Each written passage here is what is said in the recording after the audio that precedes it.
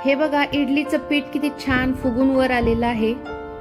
असं पीठ छान फुगून वर आलं ना की तुमच्या इडल्या देखील छान मऊ लुसलुशीतच होणार। मस्तच। आता हे पीठ छान असं फुगून आलेलं आहे। आता याच्या इडल्या कशा करायच्या ते बघूया।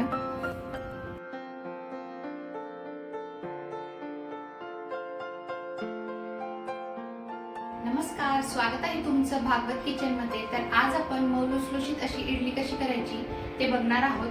आता इडली तुम्ही रेशनच्या तांदळापासून देखील बनवू शकता, पण तुम्हाला अगदी सॉफ्ट अशी इडली हवी असेल ना तर तुम्ही हा असा उकडा तांदूळ मिळतो इडलीसाठीचा खास, हा तांदूळ वापरून जर इडली बनवली ना तर खूप छान सॉफ्ट अशा इडल्या होतात। तर आज आपण हा उकडा तांदूळ वापरून इडली बनवणार आहोत। चला तर मग आपण इडली कशी बनवायची ते बघूया। तर आता इथे बघा, इडलीसाठी मी हा असा उकडा तांदूळ घेतलेला आहे। आता जर वाटीने हा तांदूळ मोजला ना तर 3 वाट्या हा मी तांदूळ घेतलेला आहे। उडदाची डाळ इथे मी 1 वाटी घेतलेली आहे। अर्धी वाटी पोहे घेतलेले आहेत। 2 चमचे साबुदाणा घेतलेला आहे आणि 1 चमचा मेथीदाणे घेतलेले आहेत। आता तांदूळ आपल्याला 2 ते 3 वेळा स्वच्छ असे धुवून घ्यायचे आहेत। आता हा तांदूळ आपण धुवून घेऊया। तांदूळ आपल्याला असा चोळून चोळूनच धुवून घ्यायचा आहे। आता हा तांदूळ आपला धुवून झालेला आहे, त्यामध्ये आपल्याला पाणी घालून ठेवायचं आहे आणि हा तांदूळ आपण 5 ते 6 तासांसाठी भिजत ठेवणार आहोत। आता झाकण ठेवून आपण हा तांदूळ भिजत ठेवून देऊया।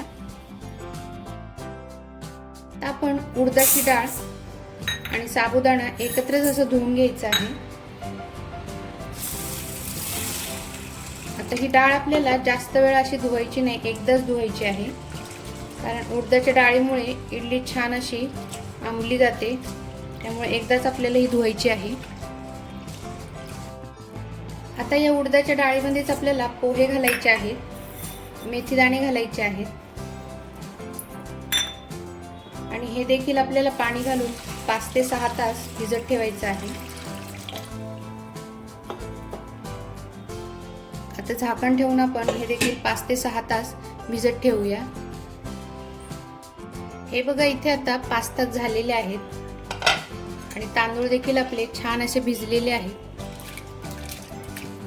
आता या तांदळातलं जे पाणी आहे ना ते आपल्याला काढून टाकायचं। ते पाणी आपल्याला बारीक करताना घ्यायचं नाही। आता हे पाणी आपण काढून टाकूया। आता हे जे पाणी आहे ना ते तुम्ही नंतर झाडांना वगैरे घालू शकता। आता इडलीसाठी आपल्याला तांदूळाचे बारीक वाटायचे नाही, थोडेसे रवाळच असे वाटायचे आहेत। आता हे तांदूळ आपण मिक्सरला रवाळ असे वाटून घेऊया। आता आधी थोडेसे तांदूळ असे वाटून घ्यायचे आणि मग थोडं थोडं आपल्याला त्यामध्ये पाणी घालायचं आहे। थोडंसं पाणी घालून आपण हे परत एकदा वाटून घेऊया। आता एका भांड्यामध्ये हे पीठ आपण काढून घेऊया। आता अशाच प्रकारे आपण सर्व पीठ बारीक करून घ्यायचं आहे। आता इथे आपले तांदूळ वाटून झालेले आहेत। आता आपल्याला डाळ वाटून घ्यायची आहे। डाळ वाटताना हे जे पाणी आहे ना ते आपल्याला घ्यायचं आहे, त्यामुळे इडलीचं पीठ आहे ना ते लवकर असं आंबून येतं, त्यामुळं डाळ वाटताना हे जे पाणी आहे ते आपण वापरणार आहोत।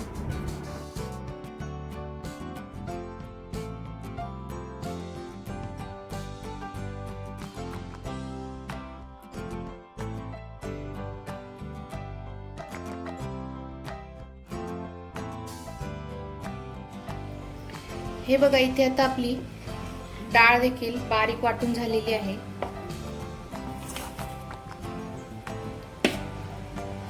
आता यामध्ये आपल्याला थोडंसं जसं मीठ घालायचं आहे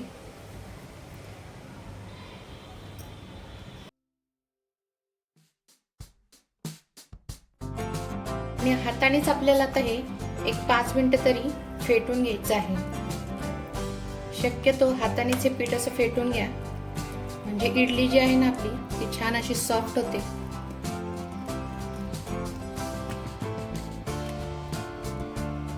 तर हे 5 मिनिटं मी हाताने छान असं फेटून घेणार आहे।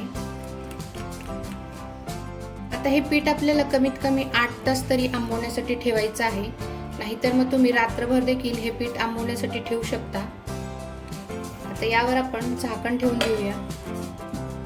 आता हे पीठ मी रात्रभर आंबवण्यासाठी ठेवणार आहे आणि याच्या इडल्या दुसऱ्या दिवशी सकाळी करणार आहे। चला तर मग दुसऱ्या दिवशी सकाळी भेटूया। हे बघा, पीठ आता किती छान फुगून असं वरती आलेलं आहे। अक्षरशः भांड्याच्या बाहेर हे पीठ पडत आहे। असं पीठ छान फुगून आलं ना की आपल्या इडल्या देखील छान अशा मऊ लुसलुशीत होतात। हे बघा, जवळून मी तुम्हाला आता दाखवते। पीठ किती छान असं फुगून वरती आलेलं आहे। आता याच्या इडल्या देखील छान अशा मऊ लुसलुशीतच होणार। आता हे पीठ थोडंसं मी मिक्स करून घेत आहे। तुम्ही देखील एकदा असा इडलीसाठी उकडा तांदूळ वापरून बघा, खूप छान अशा इडल्या होतात।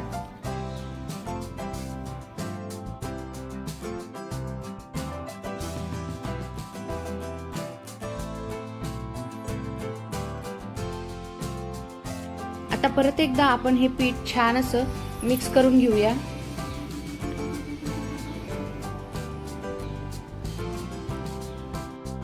आता आपल्याला इडलीसाठी जेवढं पीठ लागतं ना तेवढं आपण एका भांड्यामध्ये काढून घ्यायचं।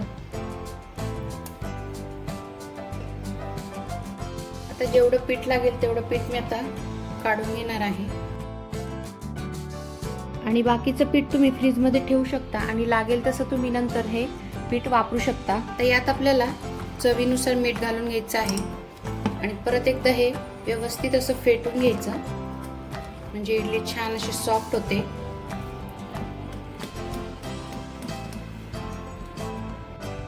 आता आपण इडलीचे जे प्लेट्स आहेत त्याला तेल लावून घेऊया।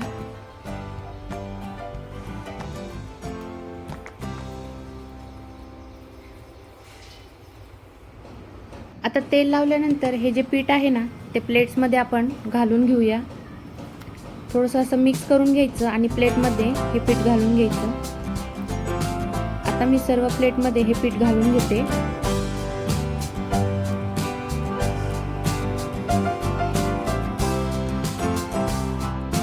आता इथे मी इडलीच्या भांड्यात पाणी गरम करायला ठेवलेलं होतं। आता पाणी गरम झालेलं आहे, त्यामध्ये आता ह्या इडलीच्या प्लेट्स ठेवून घेऊया।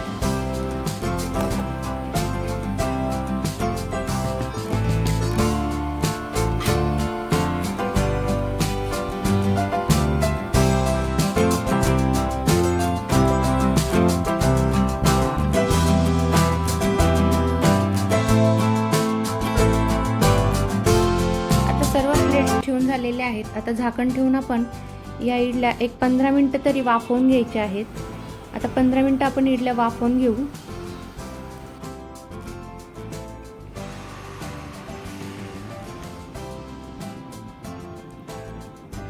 आता 15 मिनिटानंतर आपण बघूया की इडल्या झालेल्या आहेत की नाही। आता असं चेक करून बघायचं इडली आपल्या हाताला चिकटते की नाही। जर चिकटत नसेल तर आपली इडली इथं झालेली आहे। जर चिकटत असेल तर थोड्या वेळ पुन्हा ही इडली आपण वाफवून घ्यायची। आता इथे माझी इडली झालेली आहे। आता सर्व इडल्या इथे मी थंड करायला ठेवणार आहे।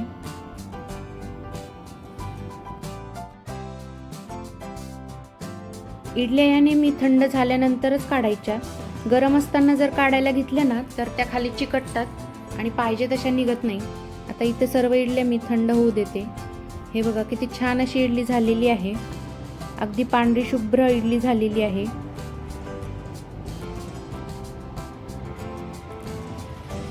आता ही इडली बघा सहज अशी निघते, थंड झालेली आहे आणि खाली अजिबात कुठे चिकटली नाही।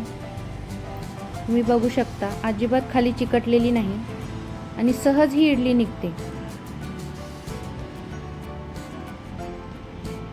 आता सर्व इडल्या मी इथे काढून घेते।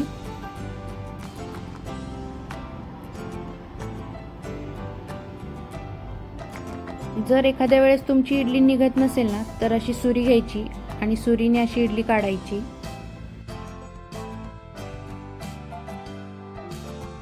तर आता इथे माझ्या सर्व इडल्या करून झालेल्या आहेत। मऊ लुसलुशीत आणि पांढऱ्या शुभ्र इडल्या माझ्या झालेल्या आहेत। तुम्हाला देखील ही रेसिपी आवडली असेल ना तर तुम्ही देखील ही नक्की ट्राय करून बघा। आता या इडल्या तुम्ही चटणीसोबत खा किंवा सांबारसोबत खा, कशासोबत पण खा, पण ह्या इडल्या नक्की ट्राय करून बघा.